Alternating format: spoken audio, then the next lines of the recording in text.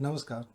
आज के इस क्लास में हम लोग एमसीक्यू पर बात कर रहे हैं, खास करके ईएमआरएस पीजीटी टीजीटी एग्ज़ाम के लिए, जिसमें कि टीचिंग एप्टीट्यूड का जो क्वेश्चंस है वो बहुत इंपॉर्टेंट है।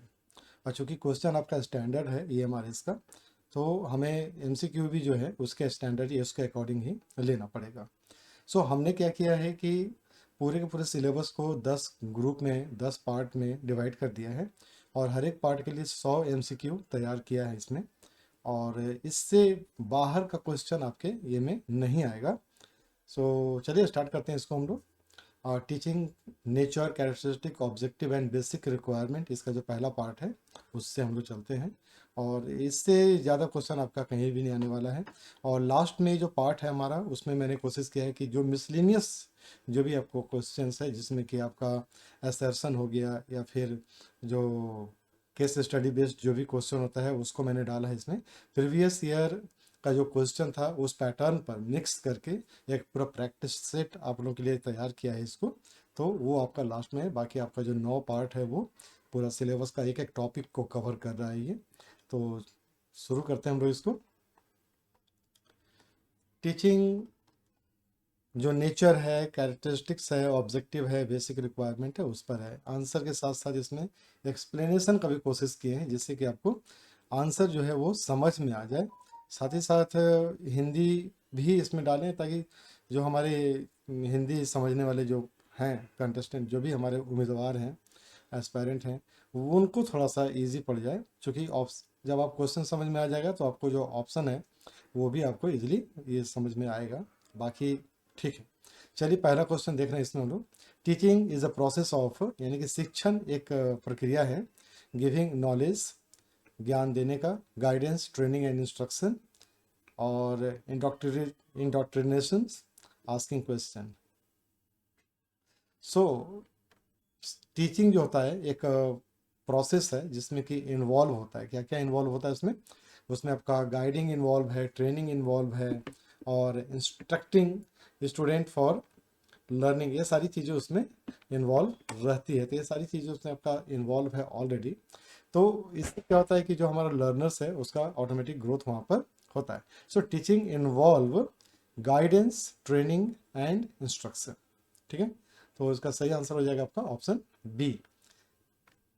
क्वेश्चन नंबर 2 है आपके पास। The main objective of teaching is, teaching का मेन मुख्य उद्देश्य क्या है, मेन ऑब्जेक्टिव क्या है? To give information, to develop understanding and skills, to prepare notes, to conduct test.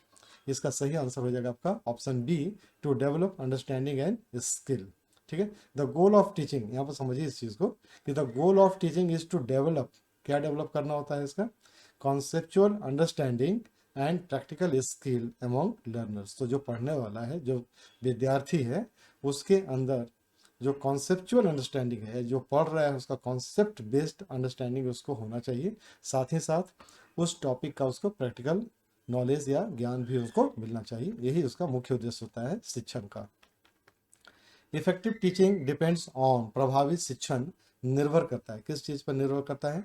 Teachers hard work only, communication skill of teacher, strict discipline, length of syllabus. तो ये depend करता है कम्युनिकेशन स्किल ऑफ टीचर, यानी कि teacher का जो communication skill है, यानी उसका जो नॉलेज डिलीवर करने का जो क्षमता है, वो जितना अच्छा रहेगा, जितना अच्छा वो कॉन्वे कर सकता है अपने नॉलेज को क्लियरली और डाउट, मतलब विदाउट डाउट जो है, वो क्या करता है? मोटिवेट करता है अपने बच्चों को पढ़ने के लिए।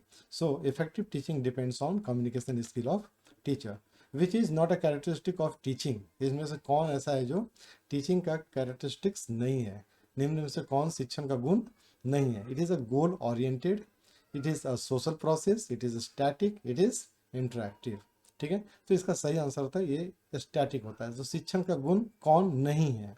ठीक है, शिक्षण कभी भी स्टैटिक नहीं होता है। तो शिक्षण का जो काम क्या होता है वो गोल ओरिएंटेड भी होता है, यानी कि उसमें एक फिक्स है कि हमको ये टारगेट अचीव करना है। साथ ही साथ सोशल प्रोसेस भी है ये, यानी कि बच्चों को हमें सोशलाइज बनाना है, एक सोशल अच्छा नागरिक बनाना है। साथ ही साथ इंटरेक्टिव भी होता है, जिसमें हम लोग आदान प्रदान करते हैं अपनी सूचनाओं का। So teaching is a dynamic and adaptive, not static. तो सही आंसर इसका हो जाएगा C. The most important quality of a good teacher is, एक अच्छे शिक्षक का सबसे महत्वपूर्ण गुण क्या होता है? Good personality, deep knowledge of subject, strictness और रेगुलरिटी। ठीक है, तो इसका सही आंसर हो जाएगा डीप नॉलेज ऑफ सब्जेक्ट। ठीक है, विदाउट कंटेंट मास्टरी, अगर आपके पास कंटेंट में मास्टरी नहीं है, effective teaching is not possible. ठीक है, सो आप अच्छा पर्सनालिटी आप रखते हो, स्ट्रिक्ट भी हो, रेगुलर भी हो, लेकिन अगर आपके पास सब्जेक्ट का समझ नहीं है, नॉलेज नहीं है, तो आप इसमें कुछ भी नहीं कर पाओगे। टीचिंग इज रिलेटेड टू, शिक्षण संबंधित है किस चीज़ से? Cognitive, affective and psychomotor domain, only cognitive domain, only affective domain, none of the this. तो इसका सही आंसर हो जाएगा cognitive, effective and psychomotor domain से रिलेटेड है। So teaching aims at holistic development, teaching का मतलब क्या होता है? होलिस्टिक डेवलपमेंट करना, सर्वांगीण विकास करना है बच्चे का, जिसमें कि कॉग्निटिव क्राइटेरिया भी आ जाता है, अफेक्टिव भी आ जाता है, साइकोमोटर भी आ जाता है। कॉग्निटिव समझ में आ रहा है आपको ना, कि कॉग्निटिव का मतलब हो गया क्रिटिकल स्किल, ये सब हो जाता है, और इफेक्टिव हो गया आपके पास क्रिएटिव स्किल हो गया, साइकोमोटर में जहाँ पर आपका बॉडी मूवमेंट जिससे सब काम आता है, यानी कि नॉलेज, एटीट्यूड एंड स्किल तीनों डेवलप करना है। ठीक है, the term teaching is derive from, teaching शब्द कहाँ से उत्पन्न हुआ है, ये कहाँ से आया है, कहाँ से लिया गया है? ये टेचन, ओल्ड इंग्लिश, टिक्टॉन ग्रीक से, डॉक्ट्रीना लैटिन, और एडुकेयर लैटिन। इसका सही आंसर होता है टिक्चैन, यानी कि टिक्चैन जो है द ओल्ड इंग्लिश वर्ड, टिक्चैन मीन्स टू शो, गाइड और इंस्ट्रक्ट, तो ये वहाँ से लिया गया है आपके पास। इस तरह का क्वेश्चन आता है, इसी तरह का क्वेश्चन ही आता है। कभी कभी क्या होता है, जब आपको फंसाने का रहेगा ना, तो इस तरह का क्वेश्चन नहीं आता है। और इस तरह का क्वेश्चन क्या होता है कि अक्सर आपको मतलब कंफ्यूज करता है, ये इस तरह का क्वेश्चन है, देखने में बहुत ईजी होता है लेकिन कंफ्यूजिंग होता है। टीचिंग इज इफेक्टिव व्हेन, शिक्षण प्रभावी होता है जब स्टूडेंट्स मेमोराइज फैक्ट, नहीं, student participate actively, teachers speak continuously, students are silent. तो ऑप्शन जो बी है वो इसका सही आंसर है।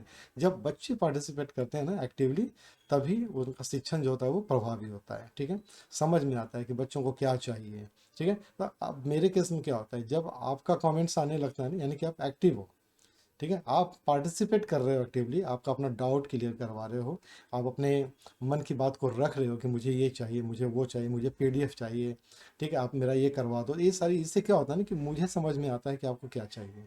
ठीक है, अब मुझे ये समझ में आ जाता है कि आपको कैसे पढ़ाना है, आपको क्या कर, आपका जो एम है वो क्या है। तो ये क्या होता है, इफेक्टिव टीचिंग का तरीका होता है। Option B is the right answer. Teaching should be, शिक्षण होना चाहिए, ऑथोरिटेटिव होना चाहिए, नहीं होना चाहिए, डेमोक्रेटिक होना चाहिए, डेमोक्रेटिक होना चाहिए, और डिक्टोरियल नहीं होना चाहिए, और मोनोटोनस भी नहीं होना चाहिए। So democratic teaching involve discussion, freedom and cooperation. Discussion, आपस में बातचीत कर रहे हैं हम लोग किसी टॉपिक पर, फ्रीडम है, आज़ादी है पूछने का, डाउट क्लियर करवाने का, और कोऑपरेशन है, एक दूसरे को सहयोग देते हुए आगे बढ़ने का। तो option B is the right answer. The essential requirement for good teaching is, एक अच्छे शिक्षण के लिए क्या क्या आवश्यक है? गुड टेक्स्ट बुक चाहिए, teachers mastery and method, strict discipline, frequent test. No, इसका आंसर हो जाएगा option B, teachers mastery and method. उसका सब्जेक्ट पर मास्टरी होना चाहिए, इंश्योर करे वो कि क्लियरिटी और कॉन्फिडेंस एंड लर्नर्स अंडरस्टैंडिंग। ठीक है, वो कब आता है? जब आपका मास्टरी होगा सब्जेक्ट। कब आएगा? जब आपका पास मेथड हो पढ़ाने का, अच्छा तरीका पढ़ाने का है, तभी तो आप कर पाते हो, अपने बात को क्लियर करवा लेते हो। ठीक है, बच्चों में कॉन्फिडेंस डेवलप कर लेते हो, साथ ही साथ बच्चों को समझा भी देते हो। टीचिंग इज सक्सेसफुल व्हेन, शिक्षण सफल होता है जब student listen carefully, objectives are achieved, teachers complete the syllabus, student remain silent. इसमें ऑप्शन डी को छोड़कर तीन ऑप्शन जो है ना, वो लगता है लगभग सही सही जैसा लगता है। तो इसमें जो सही आंसर हो गया objectives are achieved, student listens carefully, इससे कोई मतलब नहीं है कितना सावधानी से सुन रहा है। ऑब्जेक्टिव्स आपका जब तक नहीं, गोल अगर आप अचीव नहीं करते हो, टीचिंग आपका सक्सेसफुल नहीं होता है। आपने बहुत मन से पढ़ाया, बच्चे बहुत मन से पढ़े, और एग्जाम में सभी बच्चे फेल कर गए, तो क्या होगा? आपका ऑब्जेक्टिव अचीव नहीं हुआ, यानी कि टीचिंग वहां पर सक्सेसफुल नहीं हुआ। ठीक है।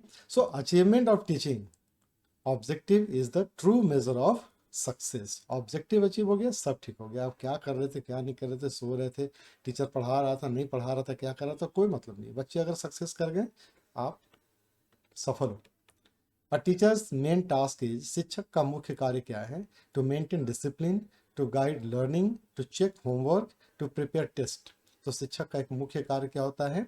टू गाइड लर्निंग, यानी कि बच्चों को गाइड करो कि वो कैसे सीखेगा। क्योंकि आज के समय में टीचर क्या है? फैसिलिटेटर है। Teacher is not a teacher. Nowadays teachers become a facilitator and guide. ठीक है। पहले के ज़माने में होता था कि टीचर पढ़ाता था मार के, पीट के, उठा के, पटक के, घर से उठा के ले जाते थे पढ़ाने के लिए। ठीक है। हम लोग भी रट के जाते थे, समझते थे। लेकिन आज के समय में क्या हो गया? टीचिंग का मतलब हो गया है फैसिलिटेट करना, उसको सुविधा मुहैया करा देना, उसको गाइड कर देना, बच्चे अपने आप पढ़ के निकल जाएंगे। Option B is the right answer. Which are the following best defined teaching? इनमें से कौन ऐसा है जो टीचिंग को अच्छी तरह से परिभाषित करता है? Providing knowledge, creating learning situations, giving instructions, asking questions. तो इसका सही आंसर हो जाएगा कि teaching involves creating condition that promote active learning. यानी कि टीचिंग जो होता है ना, तभी संभव होता है जब आप एक अच्छा कंडीशन पैदा कर दें, वहाँ पर वातावरण का निर्माण कर दें जहाँ पर बच्चे जो हैं वो एक्टिव होकर के लर्निंग कर पाएँ। ठीक है। तो option B is the right answer, creating learning situation. अब सिचुएशन बना दो ऐसा तो बच्चे पढ़ेंगे ही। अगर सिचुएशन ही गड़बड़ होगा तो बच्चे पढ़ ही नहीं पाएंगे। ये सारी चीज़। तो निम्न में से कौन शिक्षण को सबसे अच्छी तरह परिभाषित करता है? तो ऑप्शन बी परिभाषित करता है। विच one is not an objective of teaching? इनमें से कौन शिक्षण का उद्देश्य नहीं है? Development of knowledge, development of skill, development of memory only, development of attitude. इसमें से सी जो है शिक्षण का उद्देश्य नहीं है। मेमोरी ओनली, केवल उसको मेमोराइज करवाना शिक्षण का उद्देश्य नहीं होता है। टीचिंग इज बोथ, शिक्षण जो है दोनों है। Art and science, work and play, theory and practice, subject and method. तो शिक्षण क्या है? आर्ट एंड साइंस दोनों है। So teaching require creativity, art, और टीचिंग रिक्वायर मैथोडिकल प्लानिंग, यानी कि science. The basic requirement of, इसमें इसमें एक और भी बहुत अच्छा क्वेश्चन आ जाएगा कि शिक्षण दोनों है, आर्ट एंड साइंस। इसमें डोमेन भी आप यूज़ कर सकते हो कि शिक्षण जो है वो कॉग्निटिव प्लस, ठीक है, अफेक्टिव, और ये फिर जो डोमेन है उसको भी यहाँ पर ऑप्शन में यूज़ कर सकता है। तो इसके लिए भी आप रेडी रहिएगा कि आर्ट के लिए कौन सा डोमेन यूज़ करते हैं और साइंस के लिए कौन सा डोमेन यूज़ करते हैं। ठीक है। The basic requirement of effective teaching is, प्रभावी शिक्षण की मूल आवश्यकता है क्या? High qualification, mastery over subject and communication, strict control, use of punishment.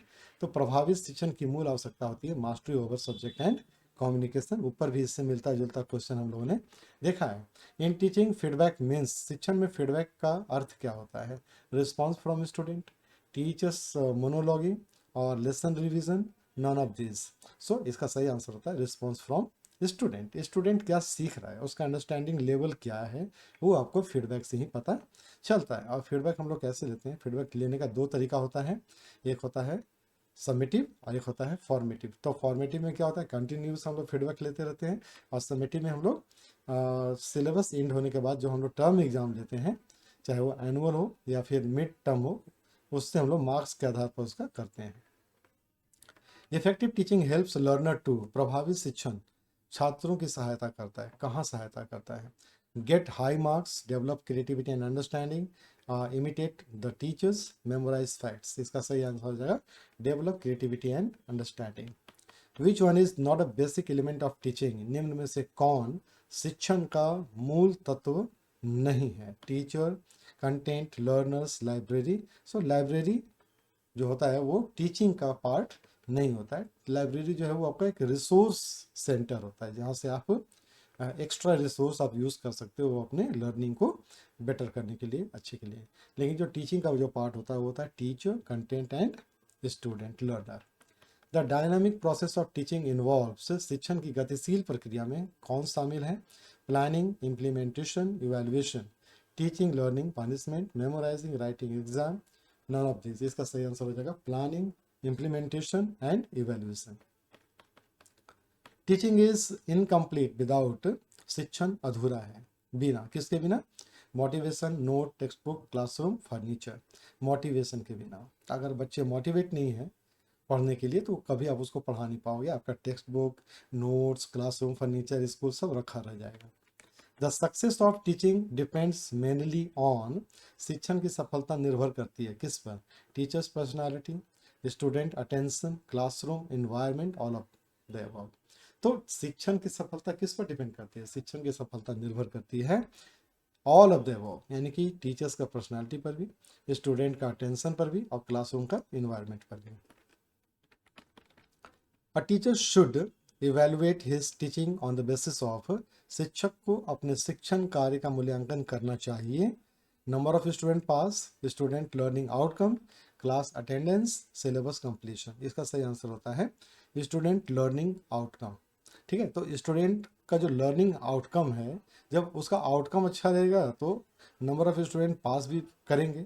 ठीक है, अब यहाँ पर अगर आप नंबर ऑफ स्टूडेंट को लेते हैं पास्ड, तो इसमें दो चीज़ हो जाता है कि नंबर ऑफ स्टूडेंट, बच्चे जो पास, अगर 100 में से अगर 80 बच्चे पास कर गए, ठीक है, तो ऑब्जेक्टिव तो आपका अचीव हो गया है ना। लेकिन शिक्षक जो है पास हुआ या नहीं हुआ, ये कैसे, इसका मूल्यांकन कैसे होगा?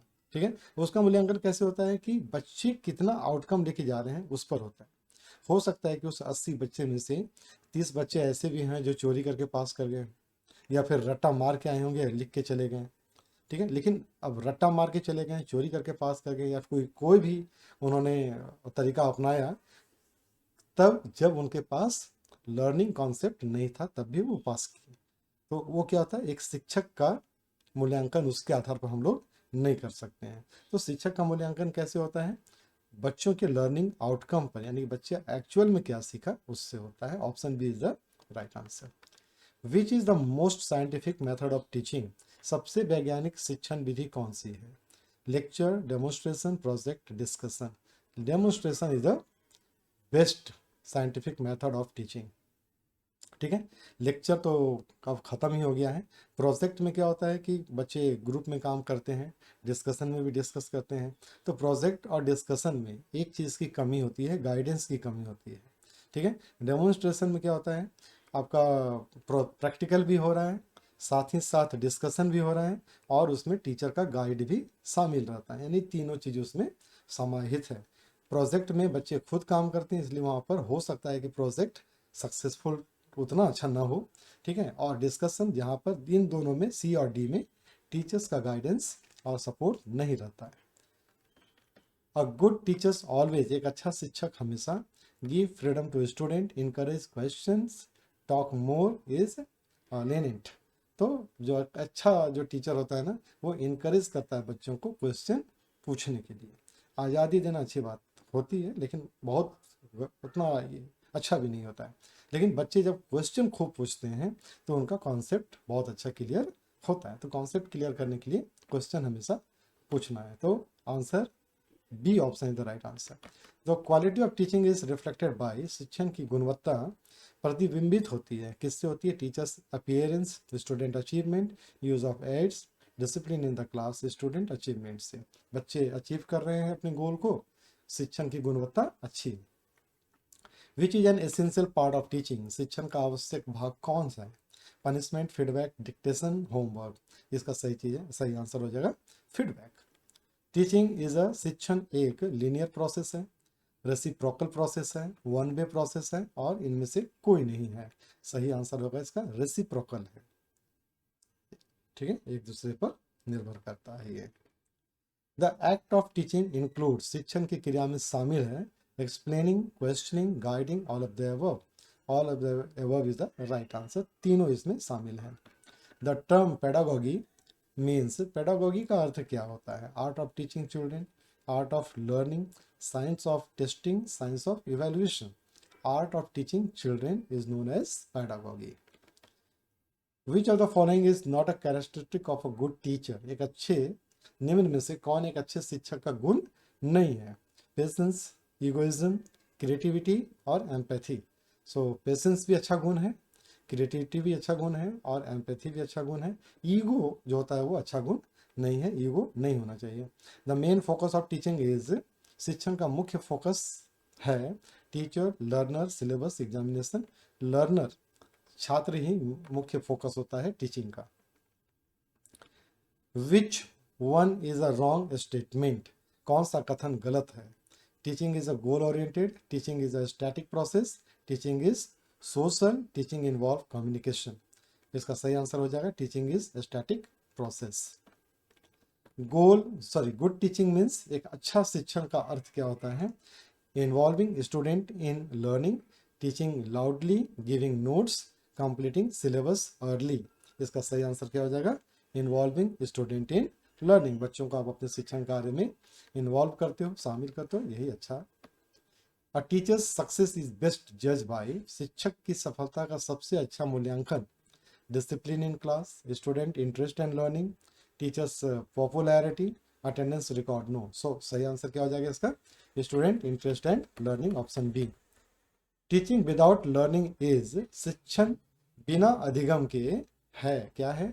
Useless, effective, incomplete, both A and C. इसका सही आंसर क्या हो जाएगा?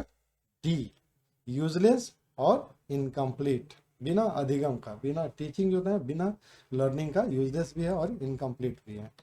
In teaching learning process the most important component is, शिक्षण अधिगम प्रक्रिया में सबसे महत्वपूर्ण तत्व क्या है? Method, learner, teacher, evaluation. सही आंसर इसका learner. The ultimate goal of teaching is, तो अल्टीमेट गोल क्या होता है? शिक्षण का अंतिम उद्देश्य क्या होता है? चेंज इन बिहेवियर, यही राइट आंसर है। हम लोग बहुत पहले से देखते चले आ रहे हैं। कंप्लीशन ऑफ सिलेबस नहीं होगा, पासिंग एग्जामिनेशन नहीं होगा, मेमोराइजेशन भी नहीं होगा। ठीक है, तो आंसर क्या हो जाएगा? Change in behaviour. Teaching effectiveness can be measured through, शिक्षण की प्रभावशीलता को मापा जा सकता है कैसे? लर्निंग आउटकम से, टीचर्स सैलरी से, नंबर ऑफ लेक्चर्स अटेंडेंस से, लर्निंग आउटकम से मापा जाता है। Teaching is an art because, शिक्षण एक कला है क्योंकि it requires creativity and intuition, it is fixed, it is repetitive, it is mechanical. इसका सही आंसर क्या हो जाएगा? It require creativity and intuition. ठीक है।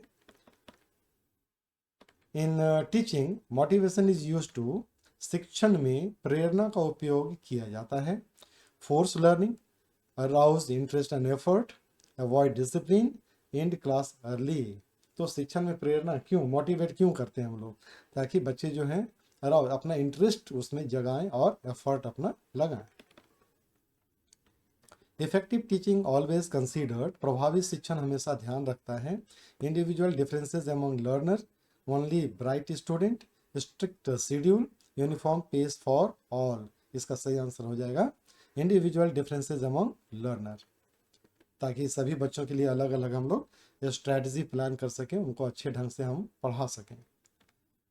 इसीलिए तो होता है ना समावेशी कक्षा में, क्या होता है? समावेशी कक्ष में अलग अलग तरह के डाइवर्स ग्रुप ऑफ स्टूडेंट होता है। ठीक है, अलग अलग तरह के होते हैं इसमें। The most important basic requirement of teaching is, शिक्षण की सबसे आवश्यकता क्या है?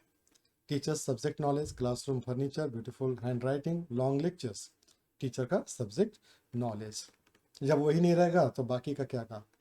विच of the following is not an essential element in teaching process, निम्न में से कौन शिक्षण प्रक्रिया का आवश्यक तत्व नहीं है? Teacher, learner, content, library building शिक्षण प्रक्रिया का आवश्यक तत्व नहीं है। तो शिक्षण प्रक्रिया में कौन कौन शामिल होते हैं? तीन ही तो ट्रायंगल है। शिक्षण, एक टीचर हो गया, लर्नर हो गया और कंटेंट हो गया, ये तीन होता है। Teaching is a tripolar process among, शिक्षण एक त्रिपक्षीय प्रक्रिया है, triangular. Teacher student content, teacher student headmaster, student parent principal, none of this.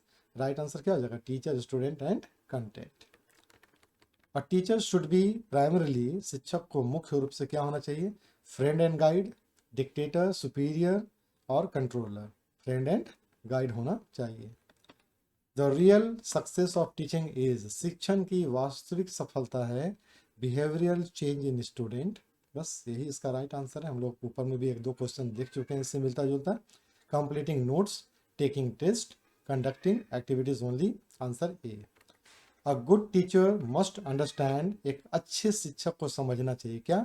Learners psychology, subject only, discipline rule, time table, learners psychology, बच्चे के मनोविज्ञान को समझना चाहिए एक अच्छे शिक्षक को। Which is not a feature of effective teaching, प्रभावी शिक्षण का कौन सा लक्षण नहीं है? Clarity of expression, flexibility, authoritarian attitude, feedback. इसका सही आंसर क्या हो जाएगा? अथॉरिटेरियन एटीट्यूड अच्छा लक्षण नहीं है। चलिए आज का लास्ट क्वेश्चन हम लोग देख लेते हैं कि टीचिंग इन्वॉल्व, शिक्षण में शामिल है interaction, communication, evaluation, all of this. इसमें शामिल है आपका सभी, इंटरेक्शन भी शामिल है, कम्युनिकेशन भी शामिल है, इवैल्यूएशन भी शामिल है, यानी कि चारों का चारों शिक्षण में, सॉरी तीनों का तीनों शिक्षण में शामिल है। आंसर हो जाएगा फोर्थ, ऑल ऑफ दिस। चलिए एक और क्वेश्चन देख लेते हैं हम लोग। Teaching becomes more effective when the teacher uses, शिक्षण अधिक प्रभावी होता है जब शिक्षक उपयोग करता है लेक्चर मेथड, नहीं। Teaching ads, punishment, memorisation, teaching add को जब यूज़ करता है टीचर तो उसका शिक्षण जो होता है और भी प्रभावी हो जाता है। तो टीचिंग एड क्या करता है? टीचिंग एड तो उसके जो नॉलेज है उसका जो जो डिलीवर करना चाहता है बच्चों को, उसको प्रभावी ढंग से बच्चों तक पहुंचाने का काम करता है। कौन? टीचिंग एड्स करता है। तो बस आज के लिए बस इतना ही रखते हैं 51 क्वेश्चन को। ऐसे तो क्वेश्चन इसमें आपका 1000 है पूरा पार्ट वाइज। और सबसे अच्छा है अगर किसी को चाहिए होगा फीडबैक, जो पीडीएफ चाहिए होगा तो प्लीज़ आप व्हाट्सएप कीजिएगा मुझे। और जो ज़रूरतमंद है उनको ही ज़रूरत पड़ता है इसमें, क्योंकि मेरा उतना व्यूज़ तो जाता है नहीं मेरे वीडियोस का। मुश्किल से 30-32 और ऐसे ही व्यू रहता है, 100 के अंदर ही रहता है। तो मुझे इतना पता है कि जो भी हमारे एस्पायरेंट हैं वो सचमुच में नीडी है इसके। तो 1000 क्वेश्चन का पूरा पीडीएफ है ये, अगर चाहिए होगा तो आप लोग व्हाट्सएप कीजिएगा मुझे। मैं उसका पूरा जो जो फाइल होगा पीडीएफ फाइल वो आपको व्हाट्सएप कर दूंगा, आपके काम आएगा ये। चलिए अच्छा है, आज के लिए बस इतना ही। और उम्मीद है कि आप लोग अच्छा पढ़ रहे होंगे। और दीपावली अब ख़त्म भी हो गया, समाप्त हो गया दीपावली। और चूंकि ये हमारी दीपावली तो तभी होती है ना जब हम सक्सेस कर जाते हैं। अगर आपका जॉब लग जाता है समझिए आपके हर दिन दिवाली है, हर दिन दशहरा है, आप खुशियाँ मना सकते हो। तो एक अपना एक टारगेट होता है ना, गोल होता है। आप उस गोल तक जैसे आप पहुँच जाते हो ना तो आपके लिए वो दिवाली का ही रूप ले लेता है। ऐसे हमारा भी वही टारगेट है कि आप लोगों को उस गोल तक पहुँचाएँ। तो बहुत बहुत धन्यवाद आप लोगों का। आप लोग देखते हैं, सराहते हैं, कमेंट करते हैं अपना। बने रहिए हमारे साथ में। और लाइक कीजिए, चैनल को सब्सक्राइब कीजिए, थोड़ा दूसरों को भी शेयर कीजिए ताकि उन लोग भी आ सकें, ले सकें। और इतना यकीन मानिएगा कि जो क्वेश्चंस हैं इससे बाहर का क्वेश्चन आपको टीचिंग एप्टीट्यूड में नहीं आने वाला है। पूरा का पूरा जो 1000 क्वेश्चन है वो फुल ऑफ, इसमें मैंने असर्शन बेस्ड क्वेश्चन भी दिया है, क्योंकि ये हमारे के प्रीवियस एग्जाम में आ चुका है क्वेश्चन उस तरह का। केस स्टडी बेस्ड क्वेश्चन भी आ चुका है, तो मैंने इसमें उसको भी डाला है। असर्शन बेस्ड क्वेश्चन भी है जो टाइम टेकन होता है, तो उसकी भी प्रैक्टिस आपको होनी चाहिए। तो बस आज के लिए इतना ही, फिर मिलेंगे कल हम लोग नए क्वेश्चन के साथ में। तब तक के लिए बहुत बहुत शुक्रिया, अपना ध्यान रखिएगा, बाय।